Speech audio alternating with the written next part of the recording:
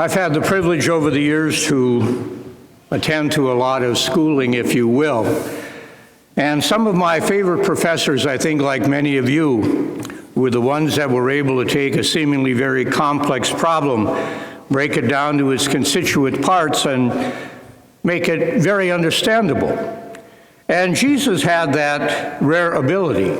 He could take very complicated things and make them very uncomplicated. And in the time of Jesus, the Jewish people had well over 600 rules and regulations, and there was no real hierarchy to them at all. And so when they went and asked him, well, which is the greatest of all the commandments, no matter what he said, they figured, well, what about this, or what about that? And yet when Jesus looked at all of this, he looked at it and he said, you know, all these rules and regulations they have, the law, the prophets, I can sum them up in 2 commandments. Love God above all things and love your neighbor as you love yourself. Sums them all up. Sums them all up. And this is not something that Jesus invented, people. You go back into the Old Testament and you see both of those commandments. Love God above all things. That was the primary commandment of the Israelite people. Love God above all things, and love your neighbor as you love yourself. But the genius and the challenge of Jesus was to put the 2 of them together and say, no, you can't have one without the other. You cannot love God and not love your neighbor. You can't do it. And we're not the first generations that struggle with that. If you go back and you look at the first letter of John, they were obviously struggling with this as well. And so John is writing to his people, and he says to them basically, let me get this straight. Let me get this straight. You're trying to tell me that you love a God that you cannot see, but you hate the neighbor that you can see. He says, well, if that's what you're telling me, you're a liar. And that's exactly the word he used. You are a liar. You cannot love God and hate your neighbor. The 2 go hand in hand. And it's not easy. It's not easy. You want to learn how difficult it is? Look at our gospel today. Look at our gospel today. I mean, it starts out with what? Love your enemies and do good to those who hate you. Bless those who curse you.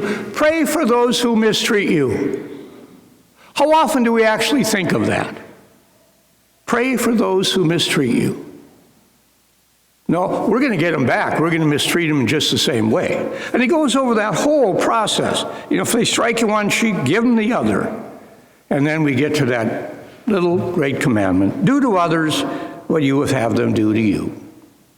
And he goes down that whole process. Well, you know, you say to yourself, I'm doing it. Well, even sinners do that. What's the big thing about that? Loving those who love you? Well, whoop-de-doo. Sinners do that. You lend money to those who expect to be paid. Sinners do that. But rather love your enemies. Do good to them. And lend expecting nothing back, then your reward will be great. Love your enemies and do good to them. When you go back and you look at St. Thomas Aquinas, one of the great theologians we've had in the history of the church, his definition of love was willing the good of your neighbor. Willing the good of your neighbor. But how often do we do that?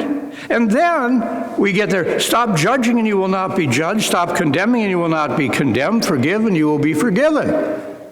Stop judging. One of the most common things we hear in the reconciliation room.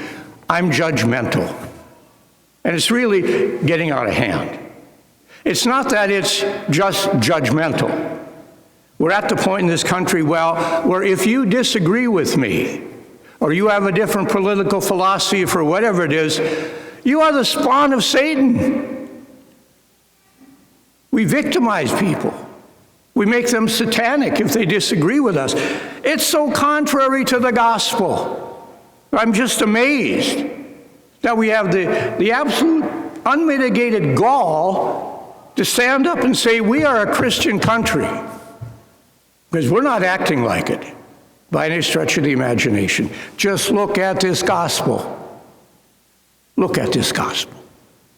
And what makes this very difficult is that we get involved. Because, after all, the world sort of revolves around me. And one of the questions we tend to ask time and time again when we're considering something is, what's in it for me?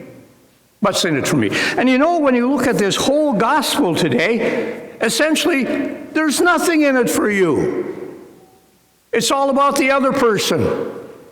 It's all about loving them, forgiving them, being patient with them, giving till you can't give anymore. It's not about me. That question, well, what's in it for me? You want to see the real great example of that? Right there. Right there. Jesus would have had every right on that cross to say, what's in it for me? Here I am, crowned with thorns, scourged, abandoned my disciples, crown of thorns put on my head, nails driven into my hand, a spear into my side. What's in it for me? Nothing. Nothing. But it was for us. It was for our good that he did it. And sometimes as a Christian, that's exactly what we have to posit. No, maybe there is nothing in it for me, but there's a lot of other people that benefit. Even when we look at our ministry's appeal that we're, embarking upon in the diocese, so often when we get requests for money in that, we can look at that and say, well, the diocese wants money for the mission appeal. Okay, the ministry's appeal. Let's see, I don't have any children in confirmation class anymore. I don't need an annulment or anything like that. So if I give, what's in it for me? Maybe the answer is nothing.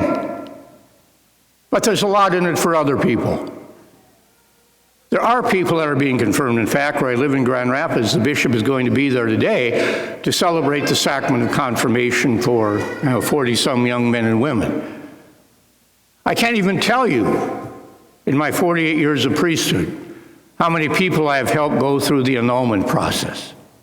But we look at that and our mindset is, well, what's in it for me? And the answer many times is nothing. But that's what makes us Christian. It's not a quid pro quo. I will do this for you if I get this from you.